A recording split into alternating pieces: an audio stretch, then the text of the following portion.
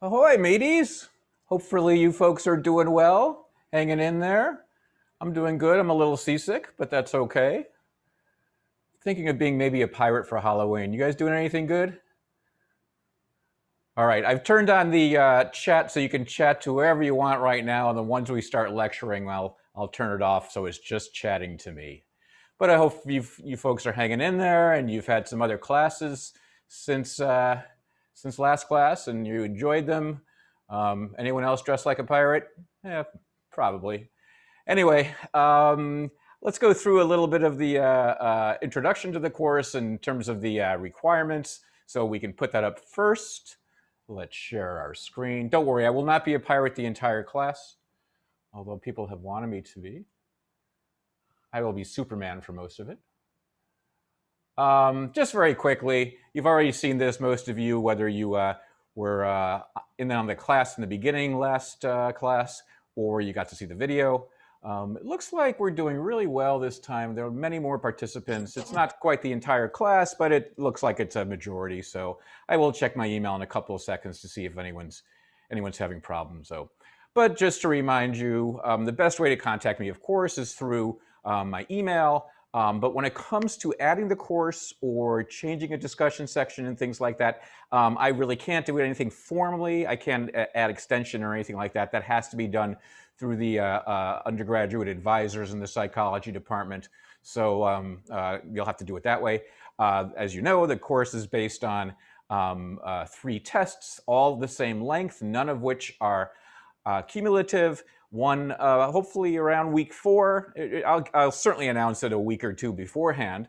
One around week 8, and then finals week. You are free to take it within a 3-day window, which will determine once the test is approaching, and you can take it on your own. It is a time test. It is open book. And we'll talk more about that as the test approaches. They are multiple choice. What else can I say? It is not cumulative, and it is certainly based on the lectures, the book material that's not covered in the lectures, and then discussion section material. And hopefully you had a little discussion section material that was not covered in lecture. You'll have certainly more of that with this coming discussion section on this coming weekend.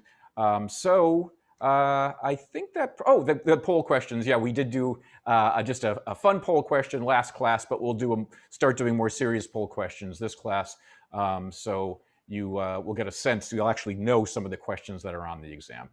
There's the book. Let's see very quickly. I'm going to turn this off now, the group chat. Just hope you're having fun doing it. Everyone's saying hello. Everyone's saying hello. Okay, and your various ways of saying hello. But let me go ahead and switch this now to just the host only. And so everybody can now interact with me. And yes, I do care, Roy, that you are a POG champ. That's terrific. But maybe if you have questions about the actual course, that'd be terrific. People have questions about anything to do with the tests or anything like that. Do I take attendance? No, I do not take attendance. As you know, coming to the live lecture is known to be better for your learning and more engaging and more fun. And certainly, we can chat a little bit like we're chatting right now. But as long as you watch the video, you should be okay. That was not. Oh, Roy, I know that wasn't meant for me. I was teasing you. I do that a lot. Ask my kids, ask my dog. I was just teasing you. Thank you for apologizing, Roy. Okay, what other questions do you folks have about the class or the tests or anything like that? Anything right now? We got about 200 folks. How was my day? Oh, that's very nice. Can we see your dog? Okay, so here's the issue with my dog. I'm going to have to bring him in the very beginning of class, maybe next time or the time after. It's a little tricky because right now he's playing with one of my kids, and he is kind of, if he's busy, he has a very busy agenda. Now you have to kind of call his person, and his person calls my person, and I have to work him into my day. He has to work me into his day. But hopefully next time we'll be able to do that. He's a good guy. What kind of dog I have? I'll leave that as a surprise, but he is furry. How many questions on the test? Yes, so the questions probably be somewhere between 50 and 60 multiple choice questions on each test. And you'll have, I think, 80 minutes to complete it. So I said this last class, I will repeat it this class. That means that even though it's open book, you have to study. You cannot come in unprepared, even though it is an open book test, because you will not have time to look up every answer. I promise you, you're not. So you should go through the test, and we'll talk about this as it approaches. You should go through the test, having studied, answer all the questions you can, and then go back and look at the questions that you have, that you're uncertain of, and look those ones up. You should have enough time to do that if you've studied well. And you can go back on the way we formatted the task. You can go back and forth between questions and stuff like that. Okay, looks like there's a lot of questions. Good for you. No extra credit opportunities, sorry. What's the difference between the lecture and discussion classes? It's a little confusing. If there was a lot of overlap, that was probably just because it was the first discussion class. This coming discussion class, the ones on Friday and Monday, you each have your section either on Friday or on Monday. There will be new material. I'm absolutely promising you that. So the first section was kind of just a way to get your feet wet. So if if there seems like a lot of overlap, that's fine for the first section. Our homework assignment for today was reading the first chapter in the preface. Sure, yeah. So in college, a lot of times, I know a lot of you are freshmen. I'm so happy I have freshmen since my sons are freshmen right now. Professors often don't tell you exactly what you should be reading when. It is pretty obvious, though. If you look on the syllabus and you see that Rosenblum's talking about sounds, reflected sounds, you'll look through the book and say, oh yeah, that first chapter is on reflected sounds, so I should probably read the first chapter. If it was me reading and going to class like you are, I would probably go to the lecture first, learn it first that way through the lecture, then go to the readings and maybe allow the readings to fill in some of your notes that you've taken in lecture, and then watch the lecture again if you can. If you have an hour and a half and you want to really kind of bone up on the material, it should really help you. But I would wait for the lecture, see what the material is about, and then look what chapters in the book. It should be pretty obvious. We're going to go right in the order of the chapters in the book. So yes, right now read the preface and chapter 1, but you'll be able to follow along from here on in. And that's the way most professors do it. No, it's very rare in college that professors say, unless it's discussion section, which it's not, it's lecture. But for lecture courses, it's unlikely a professor is going to say you have to read this chapter by this class, because a large class like this, I'm not going to be asking questions that are going to really be something I'm going to demand that for the lecture. Great. Is the test online? Yes, we have to do it that way now. Oh, I'm glad you like the pirate. Is there anything new in today's lecture, or are we reviewing the readings? Yes, in fact, I will be talking about some new research that's not in the book. Would you describe this class as hard? No.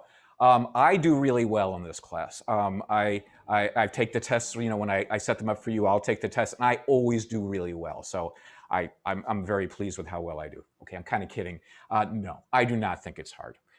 You'll see some of the questions are a little tricky the way we have to pose them, but you're lucky because you're going to have to be, you're going to have some practice with those questions. 80 minutes for the exam. No have separate homework. Go look at the syllabus, I recommend, if you haven't yet. Class is recorded. Discussion class should be recorded. I asked the TAs to do that. If they had forgotten, please remind them. They are absolutely supposed to record their discussion sections.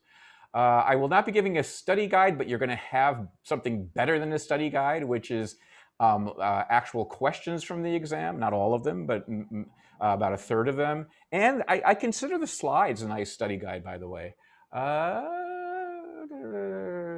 Am I going to come to lecture before or after Halloween as a pirate? I haven't decided what I'm going to go as yet. My kid is too old. One kid's in college, as you know. My other kid's too old to go trick-or-treating. And if he does go trick-or-treating, he goes with my friends and he doesn't want me anywhere near him. I enjoy dressing up, as you can see. I'll have to think about that. Maybe I'll just dress my dog up or something. Let's see, anything else? Do I believe, Alex asked, do I believe Halloween is only for children? No, I hope that you folks feel, if you're not supposed to be going to parties and stuff like that right now, but when we are allowed to go back, you guys should go to Halloween parties. They're a lot of fun.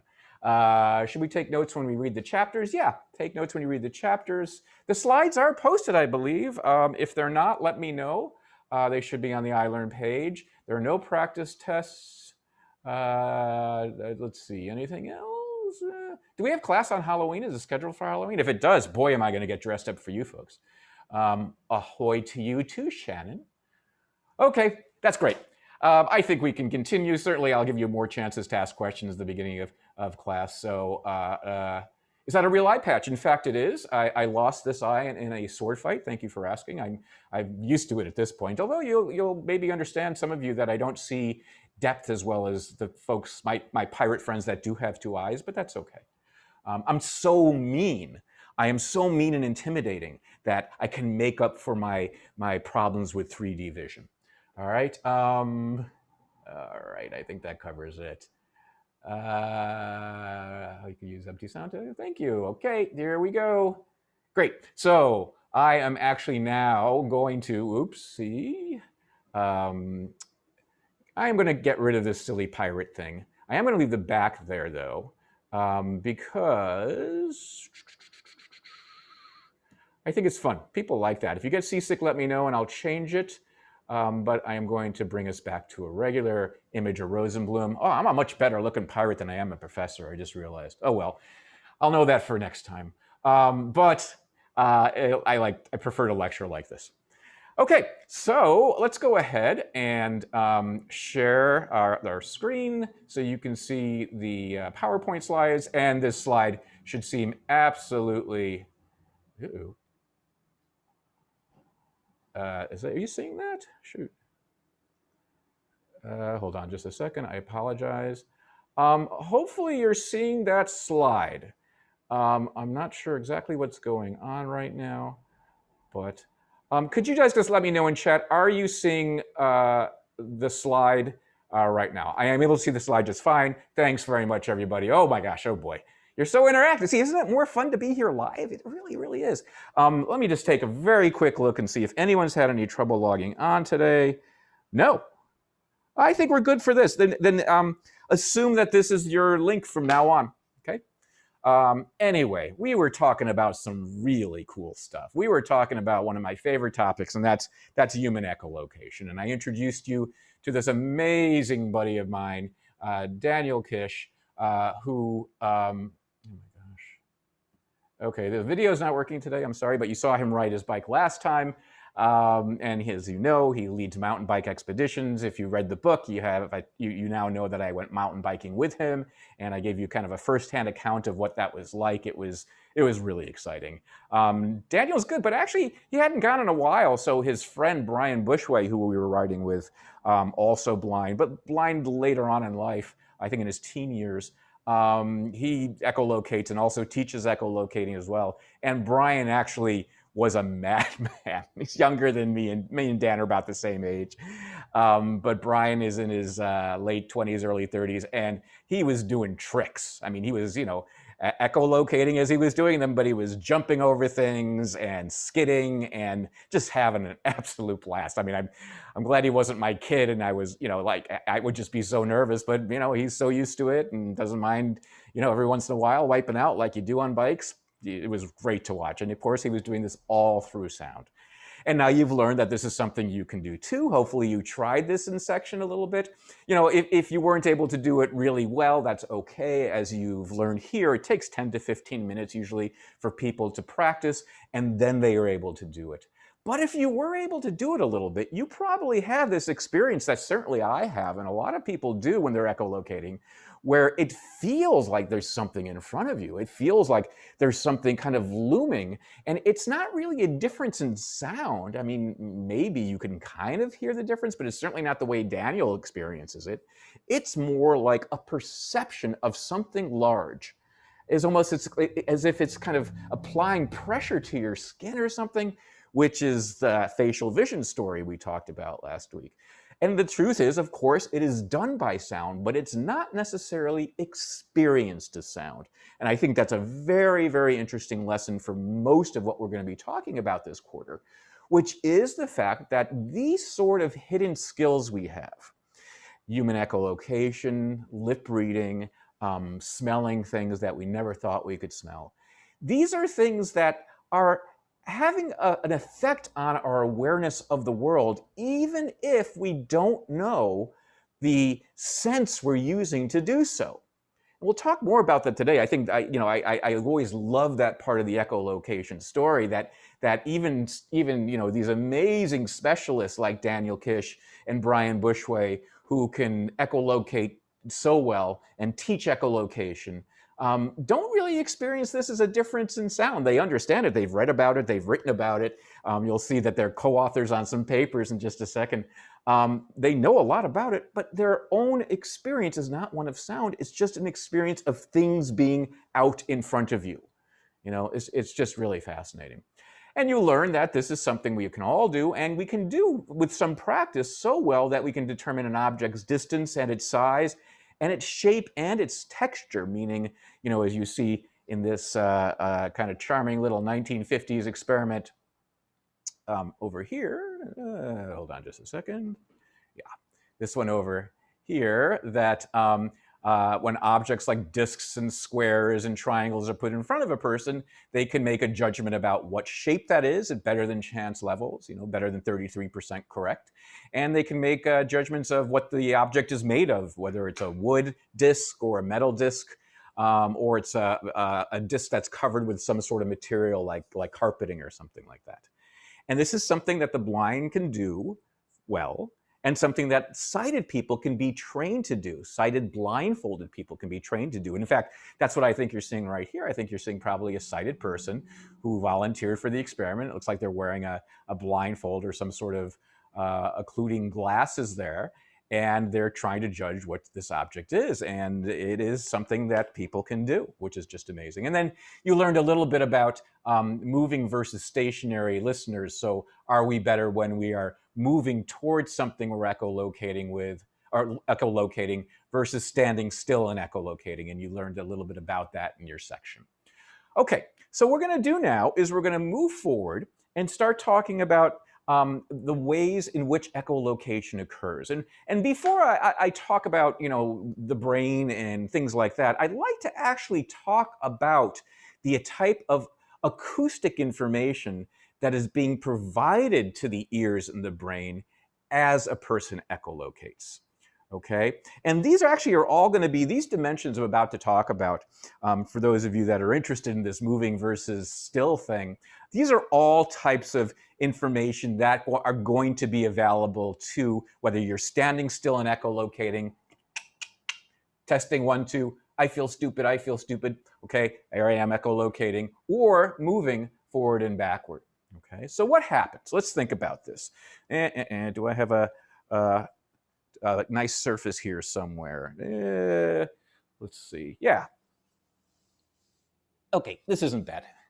This isn't bad. What I have here is just a little surface. I'm going to try to echolocate it. So I will do that. I'll make a good click like Daniel Kish does. I'll go. And what happens is when the click leaves my mouth, it goes everywhere, but it also including this little surface right here. It hits the surface, and then it comes back to me. Now, if my brain can be sensitive to the delay in how long it takes to come back to me, I would have a cue for echolocation. Because look at this. If I go like that, it goes bam, bam, right back. If, on the other hand, I'm way back here, I go click, it takes longer to go there and come back. If, in fact, I can my brain can do some sort of time measurement of how long it takes the sound to come back, the time delay in the reflected sound relative to the sound I'm making, then my brain will have information about how far this thing is away and whether I'm getting closer to it or not. So here I am far away, click, I'm doing everything in very slow motion. Click, here goes the sound. Okay, there's sound. That's what sound looks like. It hits this, and then it comes back and hits my ears and goes to my brain. But now I'm moving towards it, and I go click, it goes bam, and bam. It comes back much sooner. Okay. So what I'm really doing here is I'm timing, my brain is timing the delay between when I make a sound and when the sound comes back. It's the time delay of the reflected sound, basically. And it's known that, in fact, that is a type of sound that bats use. It's a dimension of sound that bats use, and it's a dimension of sound we believe that humans use as well, because you can kind of simulate that in a laboratory and show that people's judgments of an echolocated object can be changed if you change that amount, that time delay of the returning sound. So it does work.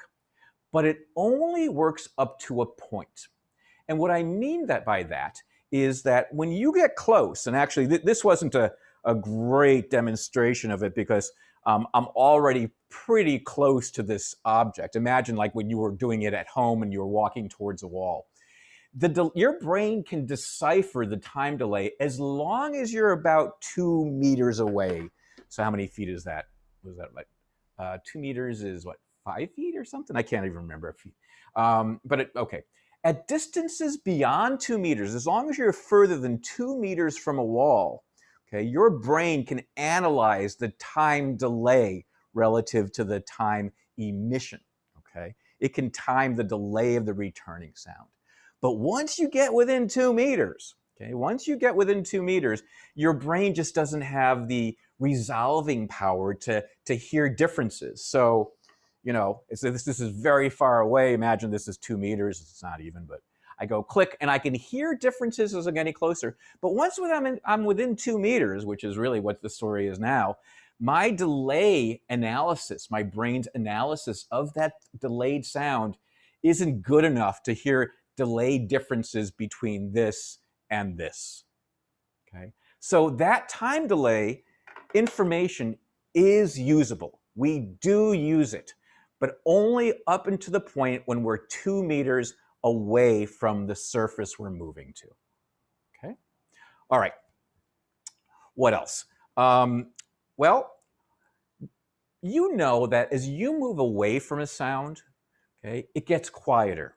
And usually when I teach this in a large classroom, what I'll do is I'll walk around the room, walk around the lecture hall, and you'll hear my voice get louder as I get closer to you. And when I'm far, far away in the lecture hall, I sound pretty quiet. Okay, so as distance increases, sounds get quieter. That is also true of reflected sound. So what does that mean? That the further away the surface is that I'm echolocating, the quieter the returning sound will be. Okay? If it's very close, it's going to come back pretty loud. I go click, and it leaves my mouth, and it comes back, and yeah, it's a tiny bit softer as it comes back, but not that much. If I go click and the surface is very far away, okay, then it goes out. It has to go over a longer distance, so when it comes back, it is quieter than it would be if you were clicking something so close. So now what we have is an analysis, the brain's analysis of the returning sound, not in terms of how long it takes, that's one way it does it, but now in how quiet it is relative to the emitted sound. So what we say, and this is going to sound a tiny bit technical, but you folks are smart. Another way of saying loudness, in this context, is to say the intensity of the sound. How intense is the sound, and it loses intensity as you get further away from it. So the ratio between the emitted sound, that's me clicking, click, okay, and the returning sound's intensity, or kind of loudness, right, will tell my brain something about how far away the surface is, right? If I'm close and go click, it leaves my mouth, it doesn't have to go very far, and comes back to my ears, again, not having to go very far. So it's coming back almost as loud as it was when I first made that sound. My emitted sound has a certain intensity, and when it's reflected from a nearby surface, that reflected sound intensity is almost the same. However, if something's really far away, if it's way down the hallway, for example, like you guys were testing it out in your rooms or whatever, if it's far away, that surface, it's going to come back. The sound is going to come back at a much quieter intensity than the one you made. So the further the surface, the quieter the less intense the reflected sound. And basically, it's thought that your brain does a kind of a comparison. It compares the sound you make, the click sound, or the sound that's close to you that's being emitted, to the sound that's returning. And by doing that comparison, your brain will know something about how far that surface is. However, just like we saw with the last type of information, that time delay information, this works, but only up to a point. When you are within 2 meters of the surface, okay, again, your brain can't resolve differences in the intensity of the reflected sound. So once I get within 2 meters, and this is certainly within 2 meters, my brain can't determine if the reflected sound here is any louder than the reflected sound there. It just has to do with the, it probably has to do a lot with the ear and the mechanics of the ear to some degree, but your brain just can't do it. But here's the issue. We've seen some sensible types of information, and we know this works for animals, and we absolutely believe that this works for humans. But boy, if you guys echolocated, you knew that when you were within 2 meters, that's where you started to really perceive the wall being there, right? Which is really interesting because according to these types of acoustic changes, you shouldn't really be able to do it, which suggests there's another type of acoustic change the brain uses once you get within 2 meters from the surface. We likely use the time delay, we likely use the intensity ratio of the returning sound relative to the emitted sound, but only when we're within 2 meters. When we're within 2 meters, it's thought we use a different type of information. And I'm going to give you the name of this information, this acoustic kind of information, but I hate it, but it's not my name, but I'm going to have to use it because just in case you're ever on Jeopardy and they ask you what's the type of information humans use when you're within 2 meters of an echolocating surface, you'll know is what is ripple noise pitch, Alex? Okay.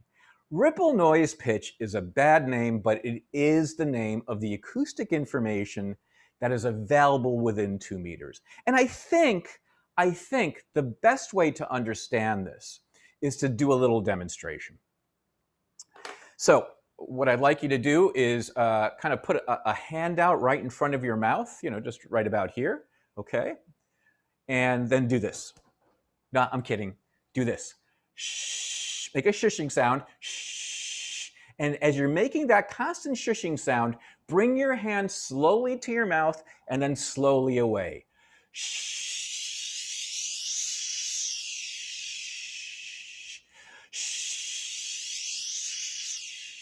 And if you're really doing it, and you're at home, I mean, when I ask people to do this in class, they're really embarrassed, they won't do it, but you're home, you can do this. Try it if you haven't yet. If you do this, you'll hear that the sound changes as your hand gets closer. I think if you go ahead and try it a couple of seconds more while I take a sip of my water, but then I'll actually put my mic up so you can hear me do it. Okay, here we go. I'm going to put my mic up. And I think you'll be able to hear the change in sound as I do this. Shh. Do you hear it going kind of like that? Okay, that is kind of an illustration, an exaggerated illustration of what ripple noise pitch is all about.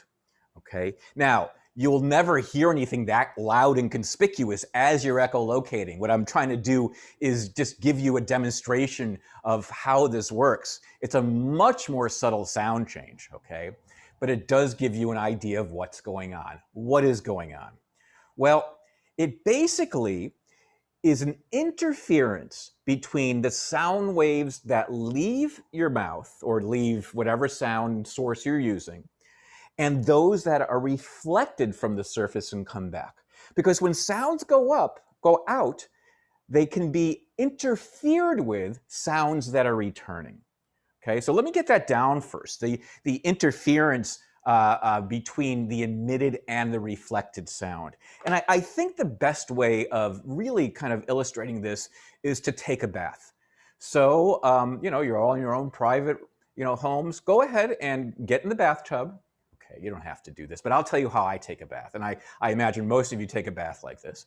I get all ready. I put all the hot water, and I like it pretty hot in the bathtub. Like let it get pretty high, and then of course I put bubbles in. Do you still use bubbles? When I was a kid, we used Mr. Bubble, which was the whole purpose of Mr. Bubble. Basically, it was soap that bubbled really well, and it made foam everywhere. It was really fun. Okay. Actually, let's not use Mr. Bubble today because we're going to do a little bit of a science experiment. Instead of using Mr. Bubble for fun, we're going to use our rubber ducky. And I assume you have one somewhere. If not, go ahead and buy one and charge it to the university. What you do is you wait for the water. You wait for the water to kind of calm down after you'd filled the bathtub. And it's just kind of hanging out there. It's just very calm water, ready for you, saying, come on, take a bath, take a bath. But before you do, you decide to do this. You take your rubber ducky, and you drop it right in the middle of the water, right in the middle of the bathtub. And that's exactly the sort of thing you're seeing here. There's a right in the middle where you've dropped ducky. You start to see, of course, waves leaving, right? That's really, this works if you drop a boat into a lake, or, you throw rocks into the lake. There's a kind of set of rings that emanate from where you've contacted the water with that object. In our case, it's a ducky. So you drop the ducky, it hits the water, and little ripples emanate from where the ducky contacted the surface of the bath. Now, because it's a bath, what's going to happen is the ripples are going to go out to the sides of the tub, and those are going to start acting as reflective surfaces. So they actually cause ripples to come back towards the ducky.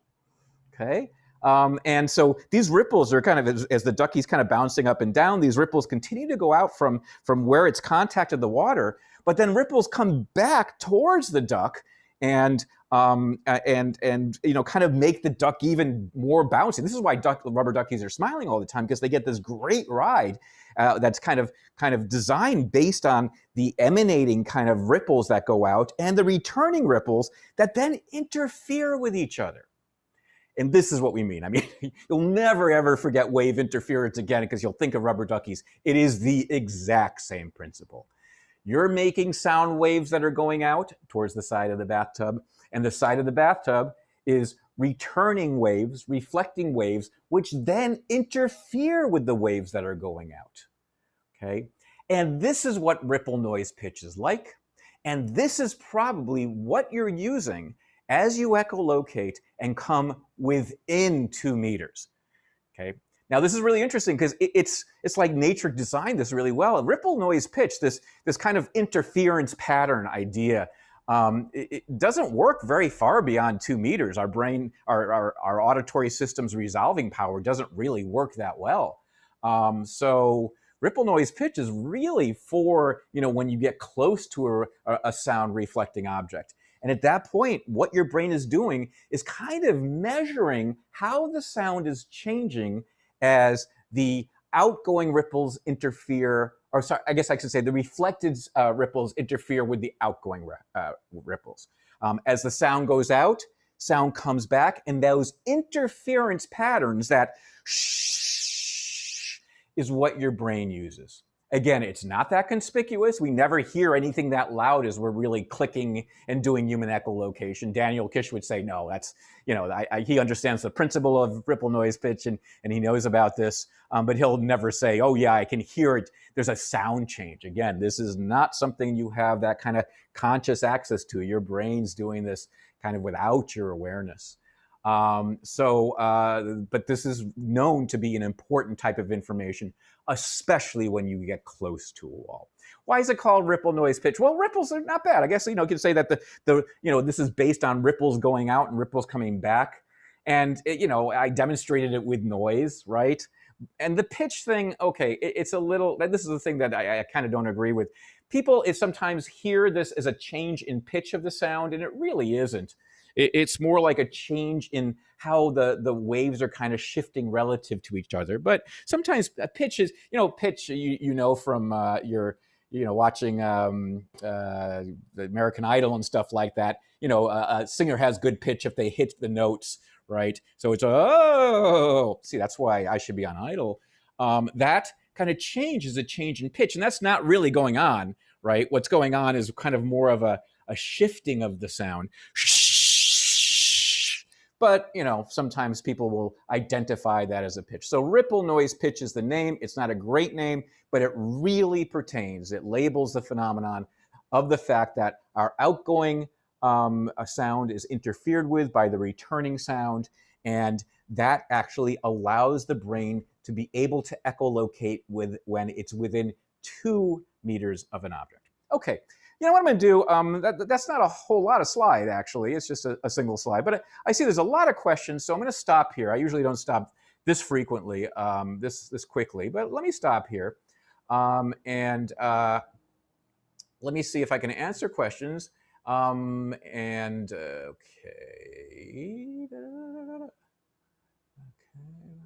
You folks are so interactive. I dig this.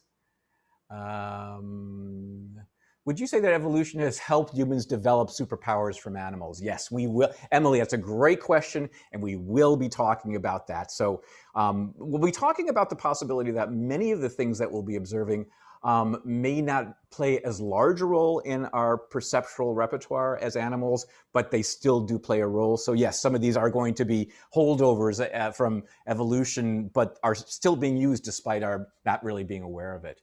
Am I going to be able to echolocate by the end of class? I would try it. You know, you got instructions on how to do it in discussion section. There are instructions in the book.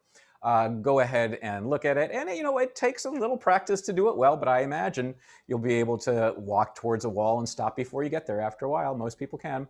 Would it be possible for people to find objects through echolocation that aren't at head level? Yes, absolutely. And most of what Daniel does and Brian does when they are echolocating as they're doing mountain biking is echolocating things that are lower than them.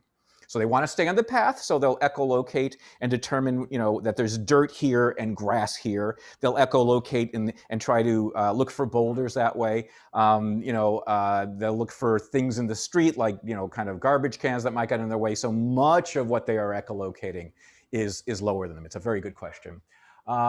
Is there a test that showed how people can identify object shape and material? How does echolocate help us determine those details? You know, it's a really good question, and there's not a lot of research on the acoustics of that type of echolocation. We assume it has something to do, you know, with how, say, texture.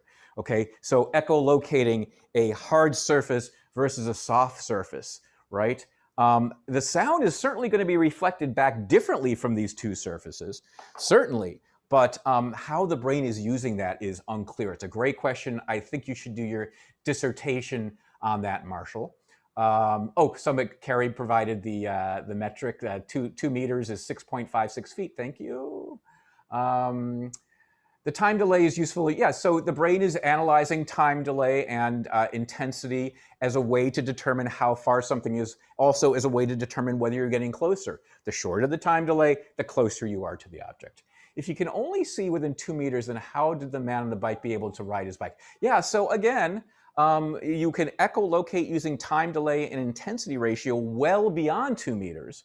It's just the issue is that when you get closer than 2 meters, you got to switch the type of acoustic information your brain is using because we don't have the resolving power for that. Okay, I'm going to skip. Like, some of these are actually within, have been repeated. God, you guys are so... Can a large echoey room with maybe high ceilings or something like that affect the ability to echolocate? Yes, great question. So it is certainly easier to learn echolocation in a quiet, kind of non-reflective room.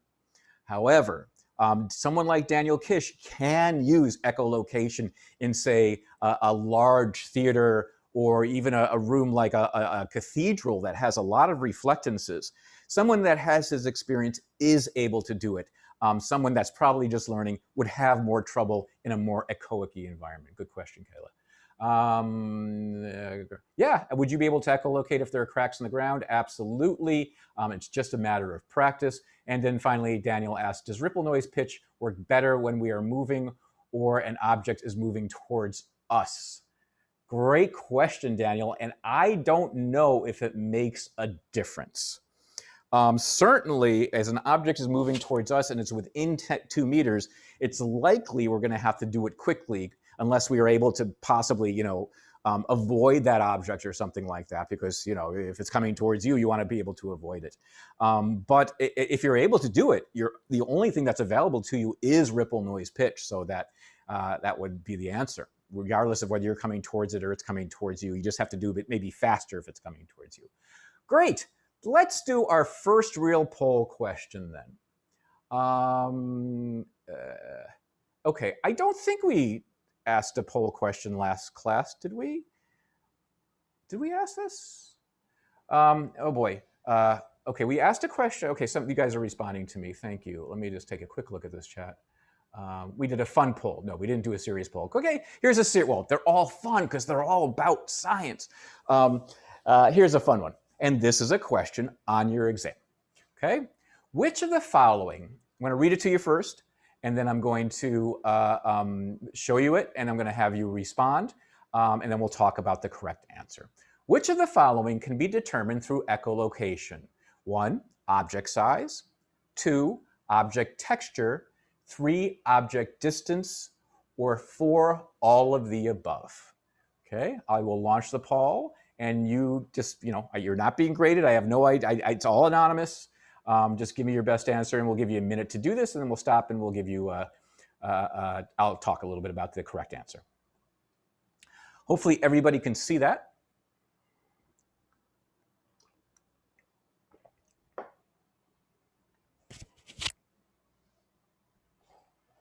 Good. Most of you are getting this.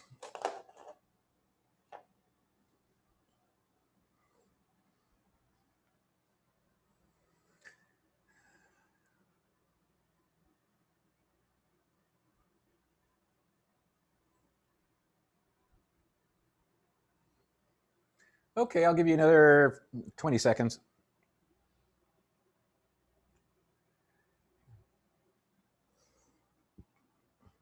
Just notice something a little odd about this question, and I'll tell you what it is.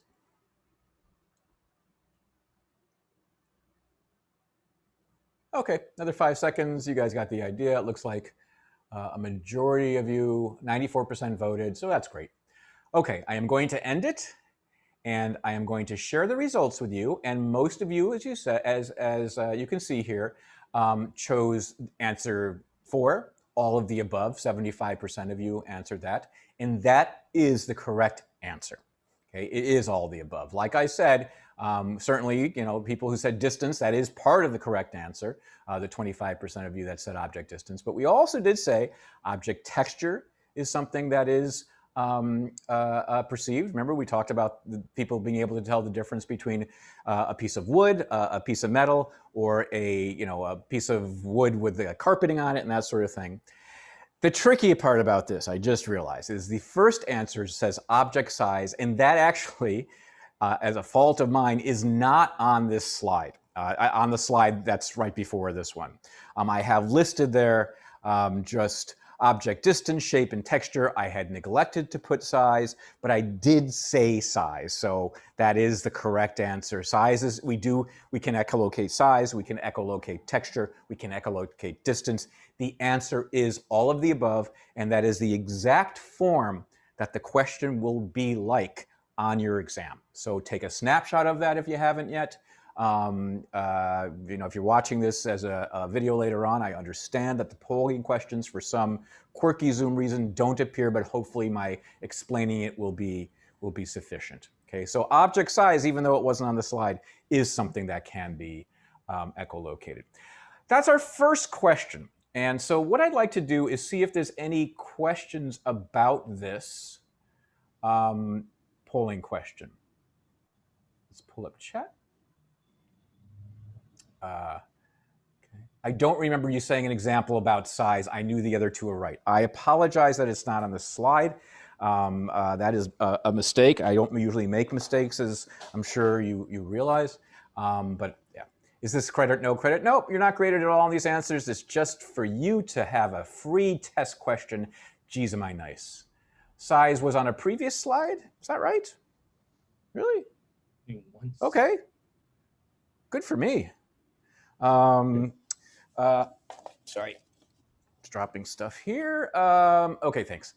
Do animals also determine size, texture, and shape? That's a great question. It's a very, very hard thing to know. The presumption is that animals that use echolocation as their one of their main means of guiding their behavior, like a bat, like a dolphin, like a whale, that they probably have these sort. Oh, I think that there is research with dolphins, and I actually have any of you ever seen a dolphin show where they actually show how they echolocate? So they actually have a little dolphin blindfold they put on the eyes. Dolphins are game for anything. They're just as happy to echolocate an object.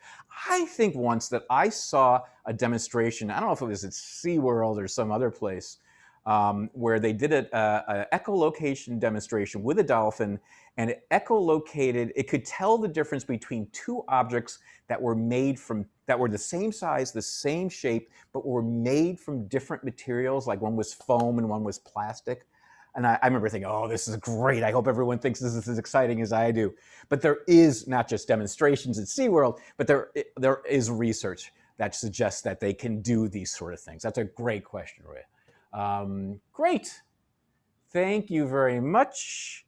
And so let's go back to our slides there. And we'll take another break in just a second. But I wanted to talk to you a little bit more about echolocation and how good people can get at this. So really what we're talking about here are people like Daniel Kish, the expert echolocator. And the experiment I'll be talking about is published research, is in fact on Daniel Kish, and using Daniel Kish, using Brian Bushway, using other people that Daniel has taught. There's not a lot of access to expert echolocators. There's probably many more in the world that do things. But in these experiments, typically what they'll do is use a handful, like 5 that they can actually get into the lab. This research was conducted in Belgium, and I know Daniel told me they flew him out. And Daniel is such a brilliant guy and gave so many suggestions for the research they were conducting that he actually he was a co-author on the paper. So he's got scientific publications now because of his expert echolocation and also because of his insight and brilliance. But let's talk about how good he is. In one demonstration, what they did was something that seems very straightforward, but you can imagine being able to do this by sound is difficult.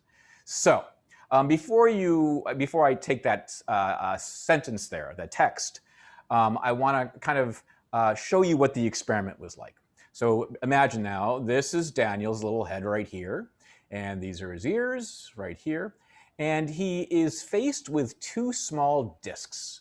And I think the discs are maybe each 5 or 6 inches, maybe less, maybe 4 inches in diameter. There's 2. There's one above and one below. And his job is to say which one is to the left, the one above or the one below. And so from his perspective here, realize that we're looking at it from the back. From his perspective, the one on top is a little to the left than the one on the bottom.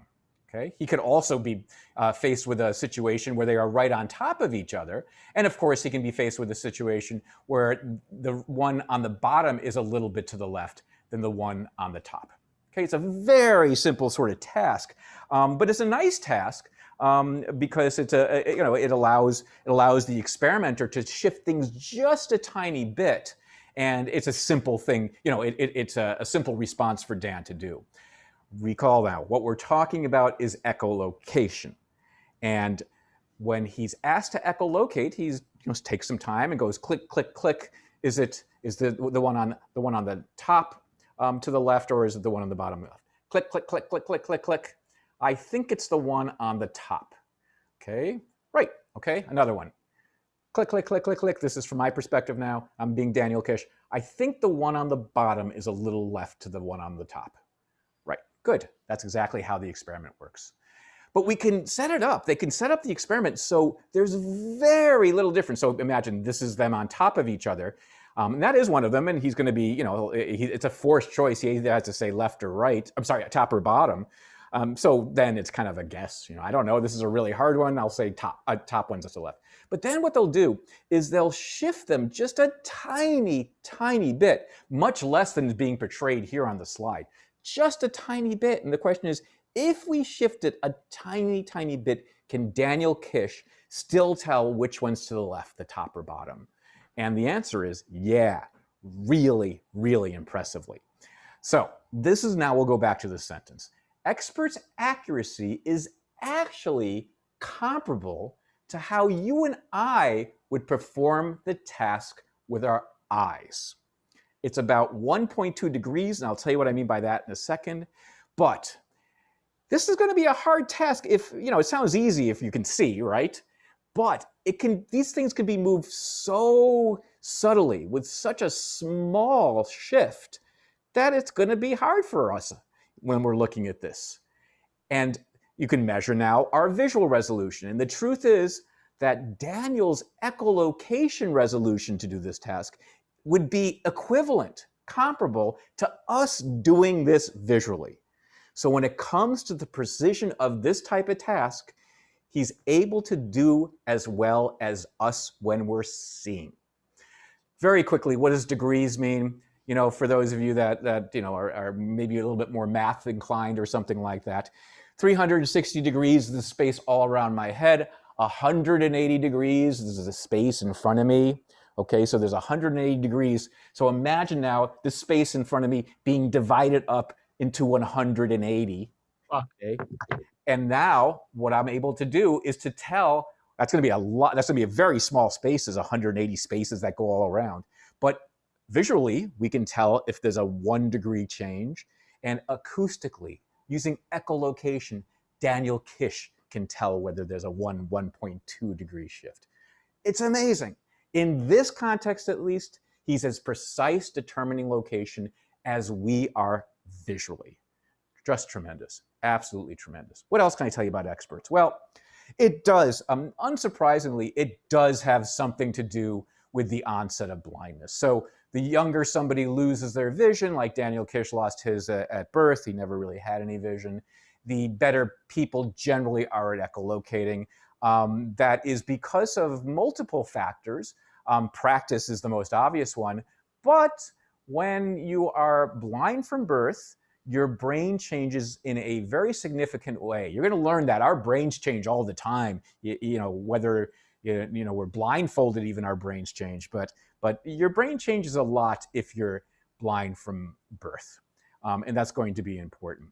And so what they did then is they took Daniel and Brian. They put them in a brain imaging device. Okay.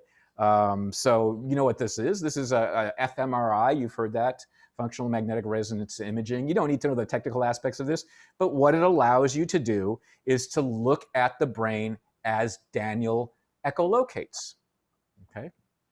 Now, it's a little bit of a complicated experiment, but not really. Basically, they're going to play clicks for Daniel such that these are now, I think, mechanical clicks. I think Daniel said they were, you ever hear those little clickers, those little plastic or metal clickers you use to train a dog? That sort of thing. And these clickers were either played in a room so you could hear the reflections, your brain could use the reflections, or the clicker was used in a very, very kind of soundproof booth with no reflections. And when you and I listen to those sounds over headphones, the part of our brain that lights up is, unsurprisingly, the part that is related to sound. What part is that? Well, I happen to have my brain right here. Okay. The part that analyzes sound, see, I might go like this for Halloween. This is scarier. The part that analyzes sound is right here. And when you and I hear clicks, whether they're clicks made in a nice, kind of reverberant environment, an environment that has reflections, we'll both, folks that are sighted, will show a lot of activity here. But when Daniel listens to these clicks, okay, if they are in fact the clicks that are the ones that are in the room that has reflections, he will activate this part of his brain, but he'll also activate this part of his brain back there, which some of you might know is usually reserved for vision. Okay, so this is the first time I've ever used this cutout brain. Hey, this is great. Let me fix this a little bit. If you want a brain like this to wear for Halloween or on dates, at parties, whatever, I can post this. This is just basically a PDF cutout. Okay, I'm just looking at my image now. You're welcome to have it. It's a PDF file. You just cut it out, you paste it together or whatever. This is what I did last night. Works well. So you might know that the part back here, this is called the occipital lobe. Don't worry about that. These are the visual brain areas for you and me. For Daniel, obviously they're not. But what Daniel does with that area is he uses it to help him echolocate. And if he hears a sound that is providing echolocation information, so a click sound that also includes reflections, this part of his brain lights up. If, on the other hand, he's hearing a click that doesn't provide echolocation information, that click just recorded in a soundproof room with no reflections, then he only lights up the auditory brain. So what this suggests for Daniel is that he uses his vacant, his unused visual parts of his brain to help him echolocate, to help him hear sound for purposes of perceiving space. And this is going to be something we're going to see again and again with regard to what we call cross-sensory plasticity or cross-sensory compensation. That when a person loses a sense, they'll use the part of the brain that is typically involved with that sense to help with the other senses. So we're going to see this with deaf individuals. They're not using the auditory parts of their brain for sound anymore, so they'll use these parts to help them be more sensitive with touch and with sight in some really interesting ways. This is the first time we're seeing this, but this is going to be a big story as we go through the rest of the course. We're going to see, my lab studies these sort of things, so I'm really interested in this kind of cross-sensory compensation that Daniel shows. And again, it's an important thing that you know that it's not like any click will activate this part of his brain for Daniel. Okay, not any click, it's just the clicks that provide echolocation information. Now, let me take off my brain cap. Oh, I just noticed, yeah. I looked for a better brain cap, like one that was made out of plastic or something. Okay, so you didn't see my full visual cortex. There are two sides here. I apologize for that. But I was hoping to find a plastic one that worked better. I got to figure out a way. So I'm sweaty a little bit now because of the lights. So I kind of wet my visual cortex. You know how embarrassing that can be, right? Anyway, there's one other thing I wanted to say about this, about cross-sensory plasticity, about cross-sensory compensation, and it is this. One doesn't need to be blind to start echolocating and using sound a little better. Now you know this because of practice, but there's something else that has to do with compensation I think you're going to find really, really interesting. Here, oops, sorry. Oh, I don't have this right now. Shoot. Okay, you know something? This is something we're going to be talking about in detail, but I'm going to give you the story now anyway. I have a nice picture here that kind of illustrates this, but I'm going to very quickly, since I introduced this already, give you the story. And that is, when I can see you folks in the beginning of class, I can see a lot of you are wearing glasses. I'm nearsighted. I don't know about you. And the thing about wearing glasses rather than contacts is something interesting. Maybe you thought about this before, but when you wear glasses, your entire visual field isn't corrected, right? It's only the kind of the center part. It's not the edges out here. And what's really interesting is that the edges for those of us that wear glasses are distorted. Now it's a minor distortion. I can kind of read the slide if I look from the side and I'm not using my corrected vision. My vision isn't that terrible, so it's a little blurry. You know how this works. The fact that I wear glasses and have part of my visual input as a little bit, a minor degradation, allows me to be a slightly better echolocator. What? So if I wear glasses and I have my periphery is not corrected, my brain kind of says, whoops, Rosenblum's getting some stinky peripheral vision there. Let's see what we can do to help with that. And the brain says, okay, let's make him a little bit better at locating sounds. Let's make him a little bit better at this echolocation thing. And so this blindness thing, yeah, we're going to be talking about that as kind of a way to motivate interesting questions and stuff like that. But the truth is, our brains are always kind of involved with this flexibility, even with very minor loss. We'll talk about that later on in the quarter when we talk about cross-sensory changes, cross-sensory compensation in a little bit more detail. But let me stop here. I was assuming I was going to lose half the class now because you're going to go watch basketball. But hey, you can watch basketball while you're here. Just put it on, keep it on silent. Let me know the score. My son's watching. He's a huge Lakers fan. Anyway, let's hope you don't do that and you can get most of the game. You're just going to be missing probably 15 minutes of the game anyway. Let's take a look at the questions. Cool. So many good questions. I gave a new meaning to the thinking cap. Thanks. I'm going to use that joke next time I use it. Next time I use the thinking cap. You want the brain. Excellent. Okay, I will try to remember tonight to post this PDF. If I forget or you want it sooner, maybe you are going on a date and you want it to wear it on your date. You can download it. Just look for, I think, paper brain hat. Okay. It'd be really nice. I mean, if somebody works in the plastics industry, if somebody could make like one of those bald wigs you use on Halloween, I don't need to use them, but if you wanted to use a bald wig on Halloween, if they could take that and then put a really nice image of the brain and maybe what things do, you'd make a mint. Okay, I should be on Shark Tank. Hello, sharks. I think it'd be a great idea for teaching. I'm surprised no one has come up with a plastic brain cap that could be used for students. All right. So hypothetically, if one of these echolocators had a lobotomy on their occipital lobe, you wouldn't be able to. Yeah, that's a great question, actually, Roy.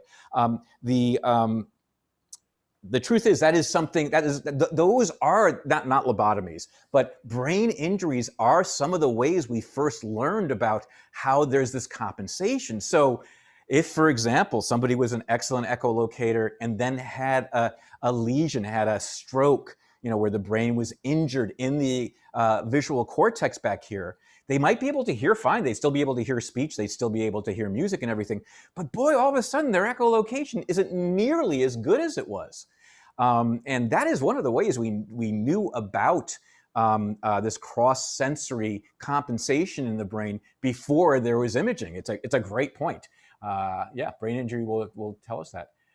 Doesn't that go into brain plasticity? Absolutely, David, and we'll be talking more about that. The brain is more accurate because it contains a split between, is the brain more accurate? That's a good question. I don't know if accurate is, I know it is more it can do more sophisticated things by virtue of having that split. Alex, it's a good, the split between the brains, like it kind of is illustrated in there. No, as it turns out, no, actually, that's a good question. Karunya asks whether this kind of compensation works if, in fact, you do wear glasses, but you are farsighted rather than nearsighted. I believe farsighted will mean that you are seeing things distant in the periphery, not close up. And I think if that's the case, it's like the brain says, well, Rosenblum still, if I was farsighted, Rosenblum still has some perception of outside space, so I don't really, at the periphery, so I really don't need it. So I think that compensation is known to be stronger. That sound compensation is known to be stronger with nearsighted glass wearers than farsighted glass wearers. It's a very, very good question. How do you know when your section is? It should be on your, Vanessa, it should be on your list of courses, I believe. I think you might want to ask somebody else. Yeah, I don't know how you get that information, but I think most people get it somehow. So, okay. How do sounds activate the brain areas? Does the sound have to be loud? No, as long, I mean, quiet sounds certainly activated, or we wouldn't, whenever we hear a sound, it means that the brain is being activated, and we certainly hear quiet sounds. That's absolutely true. Wearing contacts does not have that advantage with echolocation because wearing contacts actually corrects the periphery. It's the uncorrected periphery that allows the brain to kind of use its auditory skills to compensate, right? So that's important. Students recreate on in my high school, the anatomy teachers made the students recreate a brain on the swimming caps. Is that what you're saying, Anjali? That is great. So you had to draw it in. I can't. That's great. And if you're an artist, more power to you. But I kind of want this to be done professionally. I don't know. I don't know what to do. I mean, maybe. Do you think it's something? What's his name? Mr. Wonderful would do on Shark Tank? I don't know. Dumbest idea ever. I'm out. Swimming caps, great. I'm not going to have a chance to answer all these questions, but they are great. Oh, someone always does ask about Daredevil. And I don't know a lot about Daredevil. I haven't seen the movies. I have seen the TV show, which I think is kind of cool. And yes, it is exaggerated. It is based on the principle that this blind superhero can use his sound, but he had something special that went on. I can't remember. Was he had an accident with some sort of nuclear fluid or something like that. So it's the same principle, but no, Daniel Kish is not Daredevil. Certainly, he cannot fight. He cannot do martial arts. I don't think very well using echolocation. Okay, let me end there, and we can do another polling question since we took this break. And this is going to be another polling question on echolocation. And it's going to be very straightforward. And let me read it to you first. You just learned this, so you should have no problem. When an echolocator is less than 2 meters from a sound reflecting surface, which type of acoustic cue is he, she probably using the most? Let me say that again. When an echolocator is less than 2 meters from a sound reflecting surface, which type of acoustic cue are they using most? A, or one, I guess it says on your poll. Time delay between emitted and reflected sound. 2, intensity ratio. It should say ratio. I wrote down ration for some reason. It's ratio, intensity ratio between emitted and reflected sound. 3, ripple noise pitch. Or 4, both A and B. And I'll give you about a minute to go ahead and do this. Read the question again, even though I just read it to you. And go ahead and do your best, and then we'll talk about the answer.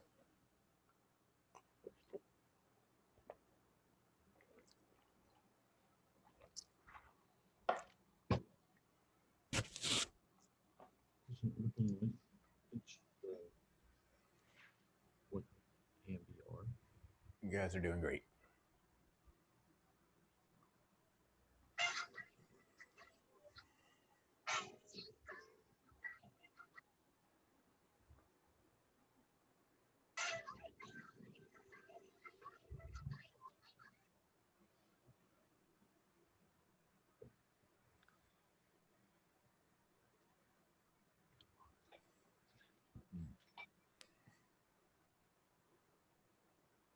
I don't know if it allows you to change your answer. You can go ahead and try if you want. It doesn't make a difference. It has no bearing on anything. I have no idea what you're doing.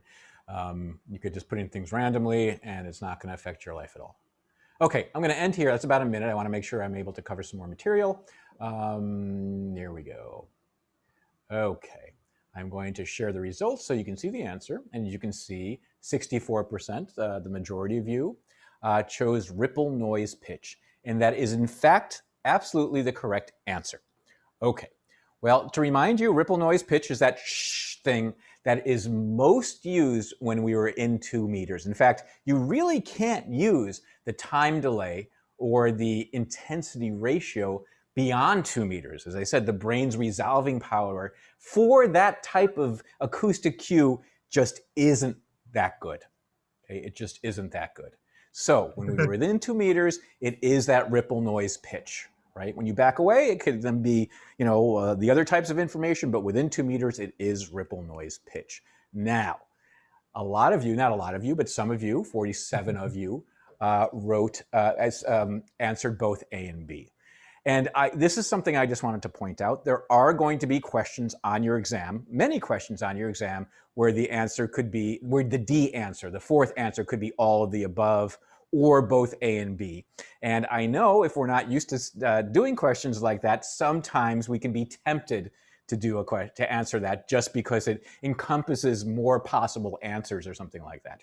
I realize that's tricky, but this is a way for us to understand whether you truly understand some of the details of the material. So what I'm going to recommend is, if you're the sort of person who kind of gets bogged down by that type of thing, you know, when you have both A and B as a possible answer, or all of the above, or none of the above as a possible answer, this is good practice for you. And these poll questions are good practice for you to make sure you're reading the question and know that very often that could be a choice, but it's an incorrect choice like it is now. I just want to make sure people are aware of that because there will be questions. There's so much information that has to be tested that we do have to ask questions like that sometimes. Okay.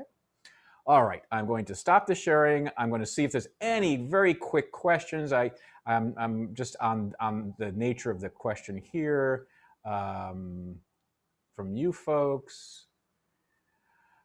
Okay, somebody's asked me to re-explain something, and John, I'm going to say, actually, I would prefer you go back to the video and look at it again. I don't really have time to go through that now. Yeah, so there's questions from before. Some people have their mics on. If you could please turn it off, I guess I heard a little bit too. Every question you're going to get as a practice question in class, as a polling question, will be on the exam. Someone says, thank you very much. I think Rachel, that must mean that Rachel's going to watch basketball. That's okay, as long as you watch the video later. She's saying thank you. So, all right, anyway. Good, let's continue. I want to make sure I can get through a certain amount of material today, so I'm going to go a tiny bit faster. We're done with our polling questions. I probably don't have time to answer questions, but you might want to write down the questions and you can ask me next class so we can do the chat questions later. But I want to talk about something that's going to allow us to bridge human echolocation with the next kind of general topic, which is to kind of broaden what we believe the brain can do with reflected sound in general. Not just strict echolocation, but reflected sound in general. And so the question I'm going to pose for us is, how important is our sound? So we've been talking about Daniel Kish clicking, blind people using the cane against the ground, right? All that sort of stuff, where the user, the listener, has some control over the sound that's being emitted. Is that a necessary way for you to echolocate? Can you echolocate based on something else making sound, based on another person making sound, that sort of thing?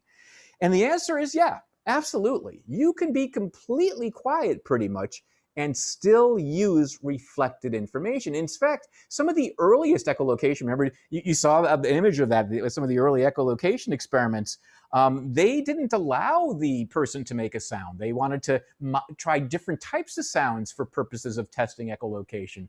So what they would do is, maybe have a little loudspeaker. They have a person blindfolded, maybe walking towards the wall, but they'd have a little loudspeaker kind of fixed to their shoulder.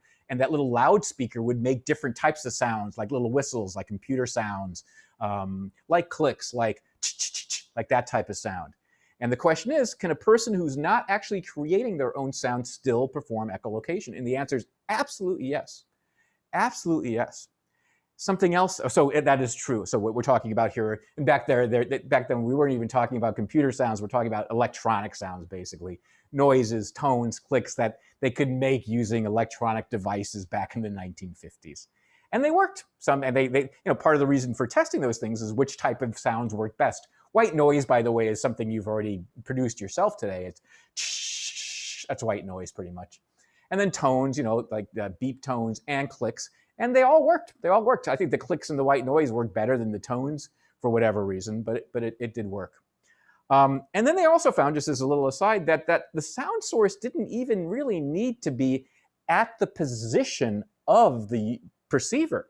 They could put a speaker up in the middle, somewhere, between where the blindfolded person started to walk and the end of the path where the wall was, and just hang a stationary speaker, a speaker that was just static right there, just stable, facing toward the wall. And that was sufficient to echolocate. Okay? People were not quite as accurate when they did that, but they were still accurate. It wasn't their own sound, and it wasn't a sound that even followed them, which is interesting because we talked before about, timing the emitted sound and reflected sound, and we're already saying that it's more complicated than that. But, well, hang on to that for tests and stuff like that. I won't go into that too much now. But I want to talk to you about another situation. And this is a situation with blind children who were tested in very, very quiet environments. And these blind children took their shoes off, so they weren't making sounds with their feet. They were told not to make any sounds, but there were sounds in the room, very quiet sounds. And right now, if I ask you just to be quiet for 10 seconds, you might be hearing sounds in your room. Now, you could be at your dinner table, and of course there's going to be sounds, but I'm most interested in the types of sounds that in what we would call a silent room still exists. So right now, I hear a fan where I am. Okay, of course, the ocean, I can hear lots of sounds, but in the real world, not the virtual background world, I hear a fan. It's a very quiet fan. It just kind of gets the air moving in my garage, basically. And some rooms are so quiet, their ventilation is so quiet, you maybe hear a hiss. But that is enough for some echolocation to occur. Okay, as you'll see. What are we talking about here when we're talking about quiet sounds in a room? We're talking about what's sometimes called ambient sound. So basically, if we were in a lecture hall right now, I usually have everyone just be quiet. And, really, from hearing my voice speaking so loud and so often and so quickly, when we're all quiet, and you concentrate, you can hear like little hisses of ventilation. Okay, very, very quiet sounds. But those sounds can be enough. In fact, let me show you. That's why I have a picture of a seashell there. You might have done this when you were a kid. I certainly did. Maybe it's not that cool anymore, but we didn't have iPhones when we were kids, so we use seashells. If you take a seashell like that, and one that has a nice big aperture, I have one around here somewhere. I can't find it right now. But you're seeing the one right. It's a conch shell, I believe. And you put it up to your ear. What do you hear? Did your parents ever do this with you? Look, the ocean is in the seashell. Why does that occur? Well, it occurs for a really interesting reason. Because you don't need a seashell to have this effect. You can use your own little cupped hands to do this. Try this right now. Cup your hands and put them over your ear kind of lightly. And start kind of moving your hand. Close your eyes and move one of your hands kind of back and forth towards your face and away from your face while you're cupping them over your ear. And imagine being at the ocean now. Oh yeah, I hear seagulls. No, I'm kidding. But I smell dead fish, certainly. And suntan lotion. I smell suntan lotion. Does that sound like the ocean to you? It kind of does. Basically, it sounds like the ocean for an interesting reason. It's kind of simulating the noise that the waves make as they come up on the shore. But I'm more interested in you learning that this is a way that you can actually become aware of these quiet ambient sounds in a room. Okay, and those, we call this a seashell resonance sort of demonstration. Those types of quiet sounds that we just made ourselves aware of through that seashell demonstration are enough for blind children to echolocate. And we'll talk about that next class. See you, everybody. And I'll look at these questions that you guys posted so we can answer them next class. All right, see you next time.